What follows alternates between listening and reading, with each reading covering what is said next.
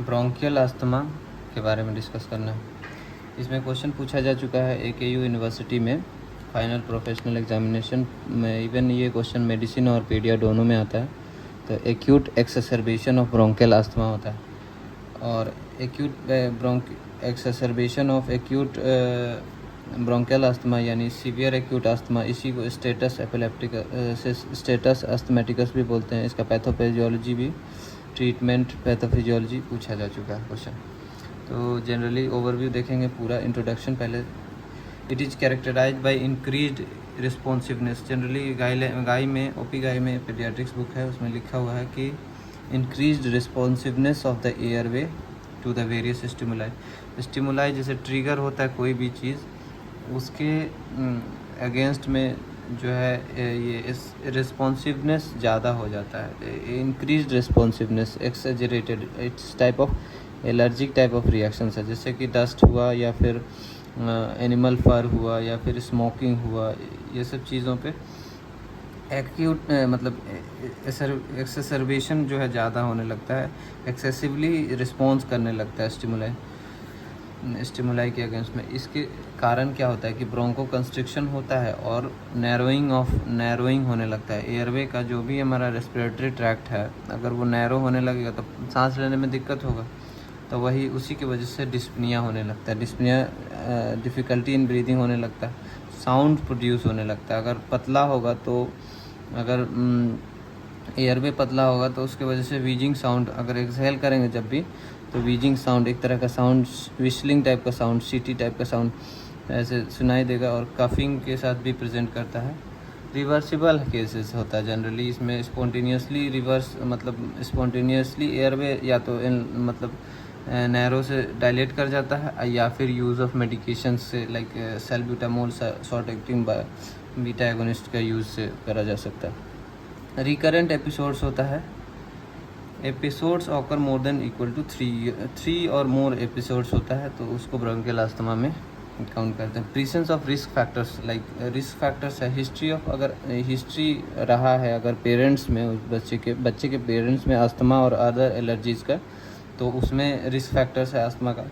History of atopic dermatitis, जो dermatitis जो है एलर्जिक डर्मेटाइटिस, या फिर साइनोसाइटिस, मतलब जिसको साइनोसाइटिस का प्रॉब्लम है, एलर्जिक राइनाइटिस मतलब नाक बहना, साइनोसाइटिस मतलब बार बार छींक आने वाला प्रॉब्लम होगा। मेल जेंडर होगा उसको ज़्यादा रिस्क रहता है। Repeated exposure to tobacco smoke, अब इसमें पैसिव स्मोकिंग होता है, जहाँ पे स्मोकिंग कर रहा है वहाँ पे अगर खड़े भी रहता है, नहीं भी स्मोक ले रहा है, तो उसको पैसिव स्मोकिंग कहते हैं। तो repeated exposure to passive tobacco smoking होगा, कोई कर रहा है स्मोकिंग, वहाँ पे खड़े हैं, तो वो ज़्यादा डेंजरस होता है क्योंकि उसमें एलर्जी होने का चांसेस ज़्यादा है। लो सोशो इकोनॉमिक स्टेटस है, अगर लो सोशो इकोनॉमिक स्टेटस है तो ऐसी बात है कि उसको जो है ज़्यादा डस्ट कुछ भी लगने का चांसेस ज़्यादा है स्मोकिंग का। ट्रिगर्स क्या क्या है, तो ट्रिगर्स ऑफ अस्थमा होता है, डस्ट होता है, पोलन होता है, एक्सरसाइज भी इवन ट्रिगर्स होता है, इसलिए रेस्ट करने को लोग बोला जाता है जिसको अस्थमा बार बार आता है। फिर स्ट्रेस है, ज़्यादा टेंशन लेगा उसके वजह से स्ट्रेस होगा, ब्रोंको कंस्ट्रिक्शन होगा। रेस्पिरेटरी इन्फेक्शंस होगा, अगर रेस्पिरेटरी इन्फेक्शंस होगा तब भी अस्थमा होने का चांसेस होने का चांसेस है। अस्थमा जो है टाइप्स है, 3 टाइप्स है इसमें। एटोपिक, इसी को एक्सट्रिंसिक बोला जाता है, जबकि एलर्जन से IgA मेडिएटेड होता है, इसमें ट्रिगर होता है, और इसमें जो है ट्रिगर क्या है, एलर्जन है। और नॉन एटोपिक इंट्रिंसिक होता है, इसी को इंट्रिंसिक बोला जाता है। ट्रिगर इसमें वायरल इन्फेक्शन होता है, नॉन IgE मेडिएटेड होता है, ठीक है। मिक्स्ड है, जिसमें एक्सरसाइज इंड्यूस होता है, एस्पिरिन इंड्यूस यानी ड्रग इंड्यूस हुआ। पैथोफिजियोलॉजी देखना है तो एयरवे ऑब्स्ट्रक्शन होना है। अब अस्थमा में होता क्या है कि लार्ज एयरवे ऑब्स्ट्रक्शन होता है, जबकि क्रोनिक ब्रोंकाइटिस जैसा COPD जैसा जो भी क्रोनिक ब्रोंकाइटिस है, ये सब में जो है स्मॉल एयरवे ऑब्स्ट्रक्शन होता है। लार्ज एयरवे ऑब्स्ट्रक्शन होगा तो ये बच्चा जो है सांस नहीं ले पाएगा। और कैसे होता है तो लार्ज एयरवे ऑब्स्ट्रक्शन, इडीमा होगा, inflammation of mucous membrane lining the airways होगा।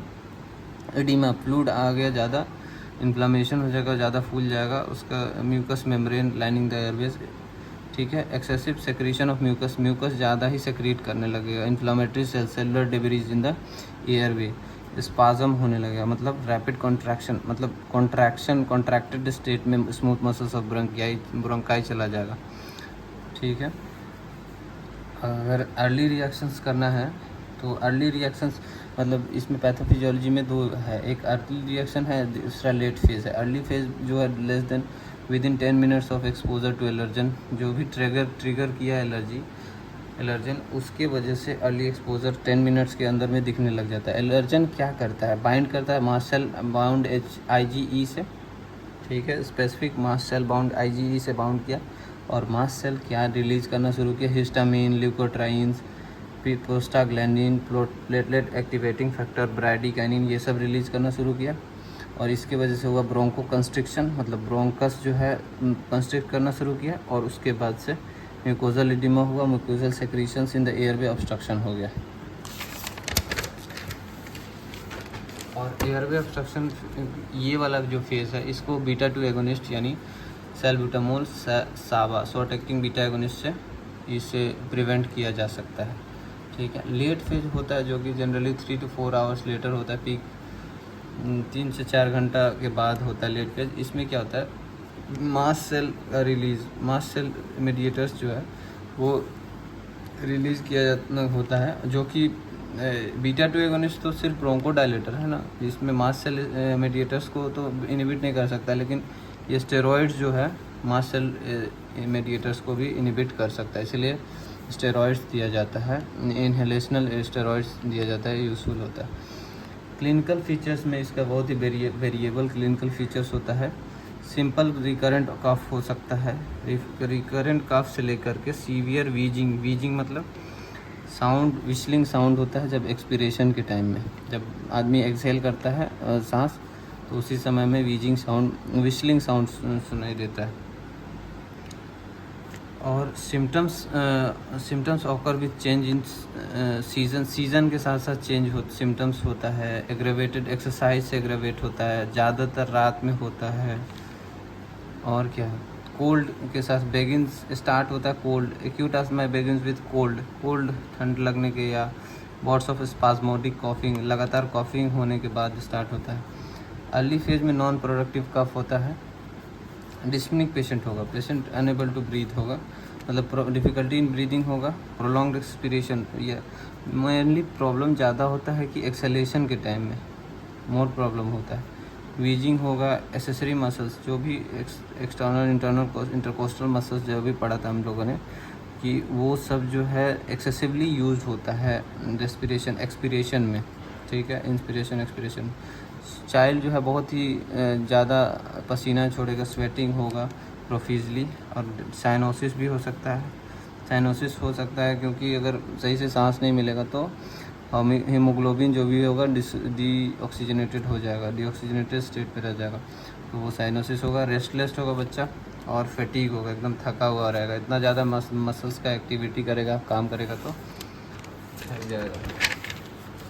और सीवियर एपिसोड्स में एयर हंगर होगा, बहुत ज़्यादा उसको एयर हंगर होगा, इसलिए आते ही सबसे पहले ऑक्सीजन सप्लाई करते हैं, पेशेंट को ऑक्सीजन पे चढ़ाते हैं।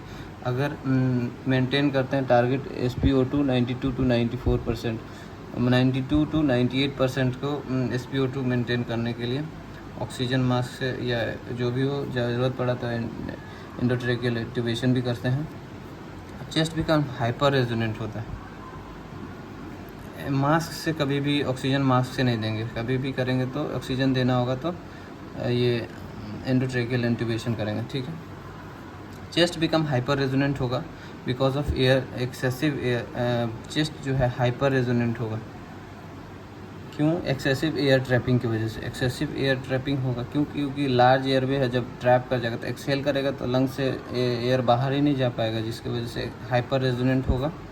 और in chronic intermittent cases chest become barrel shaped हो जाता है, ज़्यादा वर्क करने की वजह से बैरल शेप्ड हो जाता है। Prolong whistling sound heard at the mouth during expiration, इसी को बोलता है कि ये एक्सपीरेशन के टाइम में विस्लिंग साउंड प्रोड्यूस करेगा। और रिकरेंट अटैक्स ऑफ वीज इंडिकेट ब्रोंकियल अस्थमा। ठीक है। डायग्नोसिस कैसे करेंगे? डायग्नोसिस के लिए इन्वेस्टिगेशन है। जनरली डायग्नोसिस में क्लिनिकल डायग्नोसिस होता है मोस्ट ऑफ द केसेस में, और डाउटफुल केसेस होता है उसमें जो है स्पायरोमेट्री वगैरह पल्मोनरी फंक्शन टेस्ट का सिग्निफिकेंट रोल नहीं होता है, लेकिन डाउटफुल केसेस या थेरेपी मॉनिटरिंग करने के लिए, मॉनिटरिंग ऑफ ट्रीटमेंट रिस्पॉन्स करने के लिए जो है हम ये इन्वेस्टिगेशंस लाइक स्पायरोमेट्री करते हैं। स्पायरोमेट्री में evidence of air flow limitation low FEV1 मिलेगा हमको, लो FEV1 या FEV1/FBC, मतलब forced expiratory volume in 1 second divided by force vital capacity less than 0.8 होगा। या फिर bronchodilator response increase FEV1 greater than equal to 12% after inhalation of salbutamol यानी सैबा।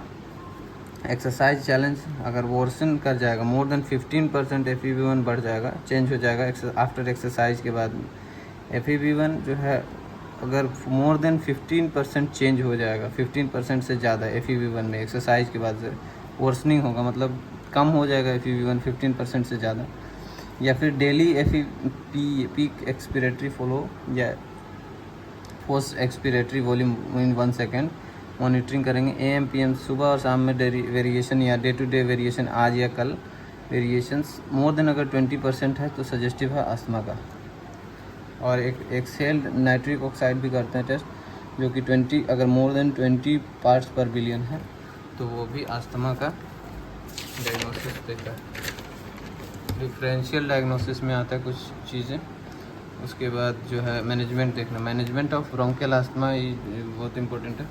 तो सबसे पहले effective long term management of asthma जो है, इसमें दो है मैनेजमेंट में, दो तरीका है, जो कि एक तो लॉन्ग टर्म मैनेजमेंट है और दूसरा management of acute attack of asthma, जो कि स्टेटस एस्थमेटिकस है। तो इस वीडियो में हम लोग बात करेंगे कि लॉन्ग टर्म मैनेजमेंट किस तरह से करना है। जो कि लॉन्ग टर्म मैनेजमेंट है स्टेप वाइज।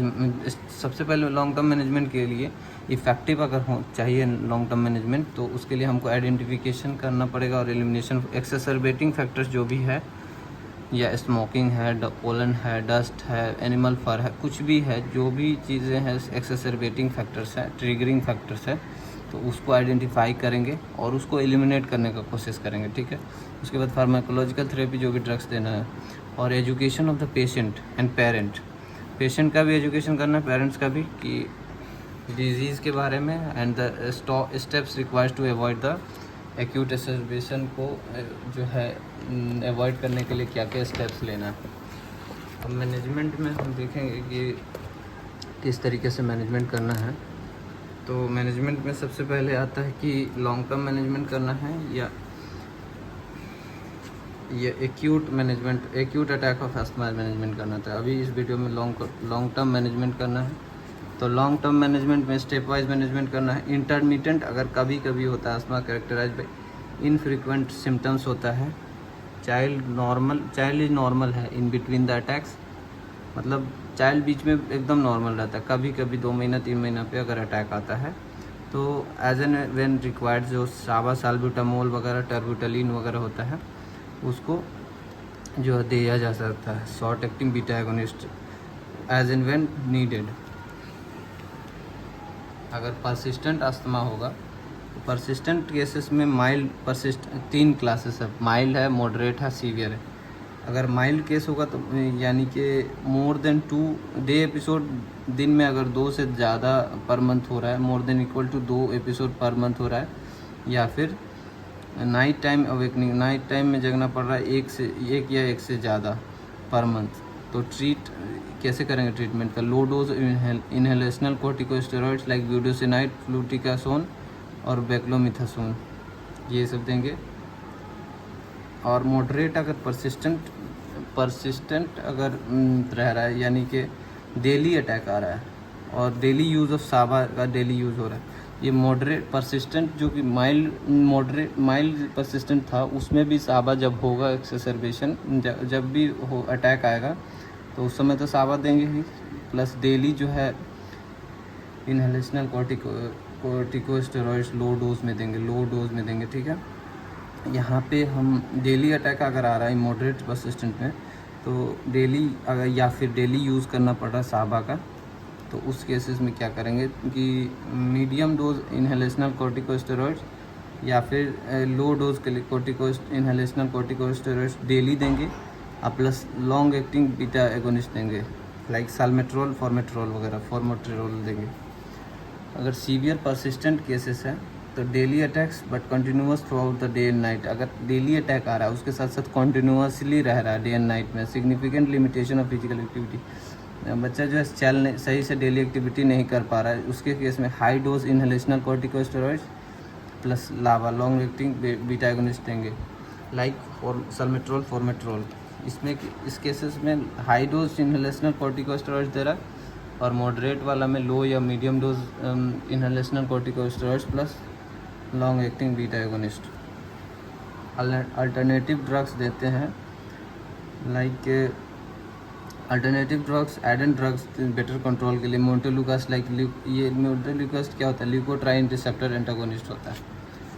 और भी होता है अल्टरनेटिव ड्रग में सस्टेन रिलीज थियोफाइलिन देंगे, थियोफाइलिन होता है, और ओरल शॉर्ट कोर्स स्टेरॉइड्स देते हैं ओरल। अगर ये सब चीज़ से फेल कर जाता है, जैसे इनहेलेशनल कॉर्टिकोस्टेरॉइड से नहीं हो पाता तो अल्टरनेट डे स्टेरॉइड्स या शॉर्ट कोर्स ओरल स्टेरॉइड्स देते हैं। लेकिन ओरल स्टेरॉइड्स का कॉम्प्लिकेशन साइड इफ़ेक्ट होगा सिस्टेमिक कॉम्प्लिकेशन। जो भी ये इनहेलेशनल ड्रग होता है ये लोकली यूज़ होता है स्टेरॉइड्स, इसका सिस्टेमिक साइड इफ़ेक्ट नहीं होता है। लेकिन जब भी oral steroids short course steroids देंगे तो उसके वजह से भी सिस्टेमिक साइड इफ़ेक्ट्स होने का चांसेस है। और कौन कौन सा तरीका है अस्थमा मेडिकेशन देने के लिए, तो मीटर ड्रग इनहेलर के MDI के थ्रू। अगर छोटा बच्चा है तो इसको फेस मास्क, स्पेसर और MDI तीनों चीज़ लगाते हैं। 4 से 12 साल का बच्चा है तो स्पेसर प्लस MDI, या 12 साल से बच्चा ज़्यादा है तो ओनली MDI से वो ले सकता है। इस बच्चे को स्पेसर लगा हुआ है, ये वाला स्पेसर है, ये MDI है, बड़े को इस तरह से डायरेक्ट ले। रोटा हेलर होता है, रोटा हेलर में इसमें क्या करेंगे, होल है यहाँ पे कैप्सूल, ड्रग का कैप्सूल डालेंगे, क्रश कर जाएगा, इसमें चला आएगा। उसके बाद माउथ पीस से ड्राई पाउडर इनहेलर होता है, मोर देन 5 ईयर्स ही इसको ले पाएंगे बच्चे। नेबुलाइज़र अगर हॉस्पिटल में आएगा तो नेबुलाइज़र का यूज़ करके एडमिनिस्टर द मेडिसिन कर सकते हैं। और नेक्स्ट है management of acute attacks of asthma, जो है नेक्स्ट में करेंगे।